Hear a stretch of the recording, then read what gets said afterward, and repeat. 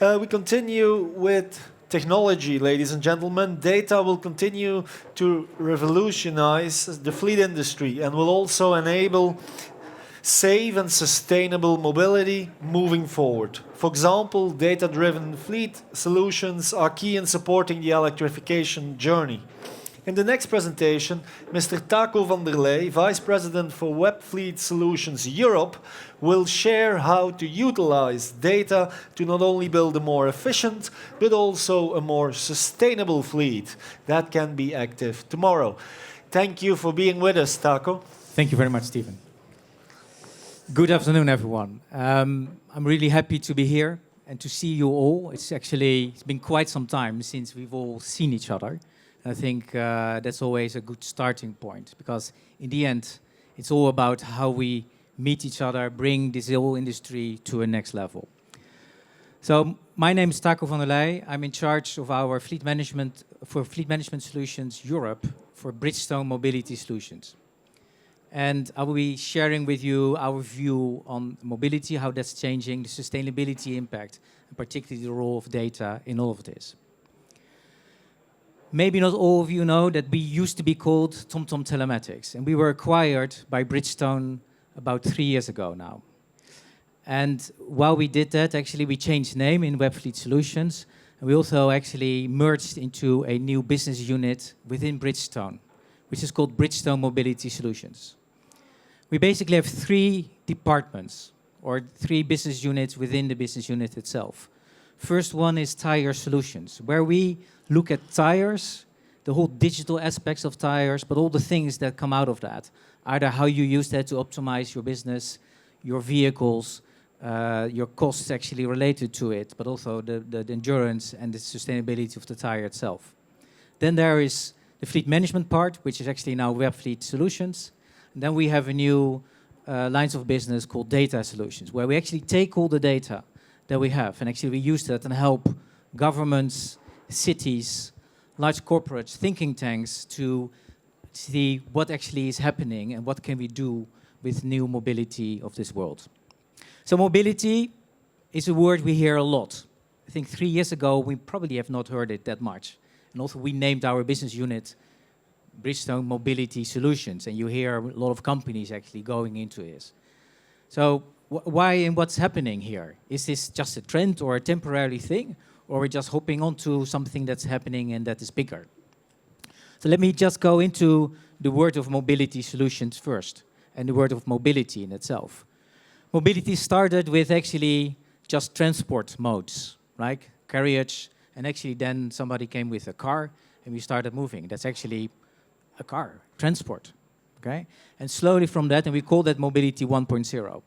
We came into a different phase where different ways of mobility came up next to it, or transport modes came up to next to it. So as a user, you could actually choose what you wanted. You could choose next to your car, your bike, of course, we had that already. We got all kinds of different ways of transport next to it. And actually we started to call it actually multimodal transport. And I think maybe that's the predecessor of the word mobility, which we actually call the Mobility 2.0. And with Mobility 2.0, we started more things happening, actually. Vehicles got connected, we started planning. In the same time, actually, this trend was already going on for some time, but of course the internet came up, and we got all kind of data that were incorporated. And all the data was actually being used to help the user plan better, to use all the different modes of transport. And I think also with connecting cars, you see that that's actually what's happening. We use it to plan our fleets, to see what's happening, but also further improve our overall fleet business. And this is actually where the word mobility starts, because what we see now is that the next level is that those modes of transport are changing as well. We know that there's a lot of changes, particularly moving into EV. But also I think there's other areas where the type of way we use transport, we share transport, actually is having a more and more impact. And I think in the next level, where you see that actually, which we call Mobility 3.0, is we are integrating this also into cities, and how to city think. And I think that will have a massive, massive impact. COVID had And we just saw it already a change on how we act. It will have further change on, it has having changed on how we manage logistics. It will have changed a lot about how we see cities and how we deal with cities and the mobility that are there in the cities. And when those come together, and I think that's mobility 3.0, we will see a massive step up and change. I think we are at the starting point of massive change in mobility. And because we all feel that, we're starting to say, actually, we want to be in mobility and not multimodal transport or anything that you come around that. So it's a given, I think, but it's also a prediction of where the world is going towards. And this is what we're seeing. I think I would even compare it probably the 30s, so 2030s, will have all mobility merging into one, will have such an impact on our economy that we will still talk about it in 50 years, like we actually still do about the roaring 20s, which is probably the effect of the industrialization and invention of the automobile. We know there's a lot of changes, and I think I don't need to go into it. I mean, 50% of the people, of the populations actually live in mega cities, and cities are getting bigger. Of course, there's now a trend that actually, with working from home, actually people go out of cities, but I think this will continue still. So cities are getting bigger. Next to that, we see the consumption and the consumption behavior of all of us is changing rapidly, with all kind of consequences on how we bring our resources to produce stuff, or the impact on the climate. And all that is then further facilitated by the digitalization of our world. One of the things that you see is, of course, traffic. And you may say, yeah, this is pre-COVID. I'm not sure about you guys, because I still have to drive, indeed, with a car to my office. And actually, I noticed that the traffic is more dense than before COVID. And I think that also has to do with people don't want to get into transport at the moment. But you see, I think this will also further continue. So you will see actually maybe even a trend back a little bit for the next years. And that then will re-emerge.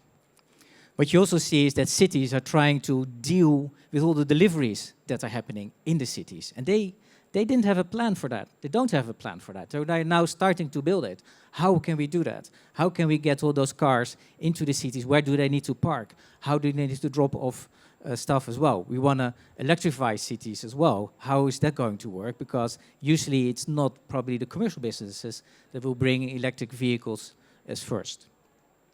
And then we actually cannot supply or provide the logistics to supply fuel so that we can supply our customers. I think that is one thing that is typically one of the areas that's happening at the moment. So you see there's more stress and there will be change because of that. And the changes are coming. Here, this is just one picture from what happened with COVID. And these are the deliveries of goods, or actually the buying of goods by end consumers. And you see there's been already quite a bit of trend, home shopping, all those kinds of Amazon, of about a couple of % per year. And then you see a suddenly enormous peak, where you can see actually in about 1 year, six quarters after COVID, we suddenly have a 30% higher demand globally. Can you imagine what this means on the logistics that's behind that, on the production of all those? We know that's all happening. And I'm not sure if you feel it, we also feel it. Semiconductors, they're not available. And if they are available, we cannot get them to our customers. So until now, we were slowly adapting and we were managing this trend, and the whole logistic chain was managing along. And we suddenly have this enormous peak and we cannot manage it. But you will now see we're increasing production, we're increasing logistics, all those kind of things are happening. Of course, we hope then that it stays high and that we don't get a trend in other way. So let's see where this is happening. But I think this is typically something that will change in the end how we manage logistics, how we manage in the end cities in the future. And here's one other thing, an example. It's the last mile. And I think about 10 years ago, 12 years ago, you saw first tests of Amazon with drones. And I felt also, I said, is this really going to happen? Yes, it is. Because I think one of the other changes for me in Mobility 3.0 is that mobility needs to adjust to the users. And the users are in cities. Where in the past, we adjusted our world around us to the way of transport. We built roads, massive roads. We changed all our nice inner cities so that they could have cars. And I think where we're now going to get a trend, because we have the technology, is that we can actually now adapt our modal way of transport to actually where the users are, to how cities look and how we want our cities to look like. This will happen, it will not over time. It will happen in the next 15 years, probably, and again, massively change how we live. Electric vehicles, they're much easier to build. I mean, and we saw it actually with some, of course, the mass production, then it gets more complicated. But if you see coming up now, kind of very purposely specialized vehicles coming up, actually, so that you can, again, adjust it to like inner cities or a specific task that you're having. And all of these you can only do if you connect then all these vehicles back to your overall logistics processes. And Stephen, you need to tell me when I need to stop, when it's too long. You see a lot of EV players coming up, particularly. And these are actually two partners from Bridgestone. One is Fisker. I think we've known it. They will come back, actually. So with a 100% EV car, electric car. The other one is Lightyear. And Lightyear is actually a fully solar panel powered vehicle, right? And as Bridgestone, we're working together with them. First of all, looking at the tires, but also then looking at the total solution, how we can build, let's say, our overall service to them. Because these vehicles, they need service. You don't sell a vehicle anymore as a car that you buy. Actually, you sell a full concept around it. So if you don't come with the full solution, and we have about 3,000 service points in Europe, and that is then helpful actually to provide that service. The next one is what you see is that the tires that are built for those vehicles. And in the past you think, okay, a tire is a tire, but every vehicle has a very specifically, purposely built tire. In the end, this is where the connection is with the road. If you look at why do you need to have fuel? Actually, because you need to drive over the road. And this is one of the key points where that is being driven. And also there you see a lot of happening in digitalization, actually. In the future, you will be able to identify every individual tire. You will know its history of the tire. You can predict how long it will last. But you also can we are creating new models around it. What you also see is actually for the overall design process is that you first make a full digital tire. You see how that's behaving, and based on those models, you can actually much quicker adapt actually future and production-ripe tires for specific vehicles. With EV, we see that we need to change how we drive, and this has always been there. I mean, the driving behavior has a big impact on your fuel and fuel saving, and that's also where telematics comes in. And if you then are still not happy with the amount of fuel that you're saving, you still can see actually what is the amount of mileage that I did, and there's now ways to compensate. And this is one of our programs where with a partner called Just Dig It, we help customers to compensate their CO2 emissions. Again, based on the telematics data that they provide to us.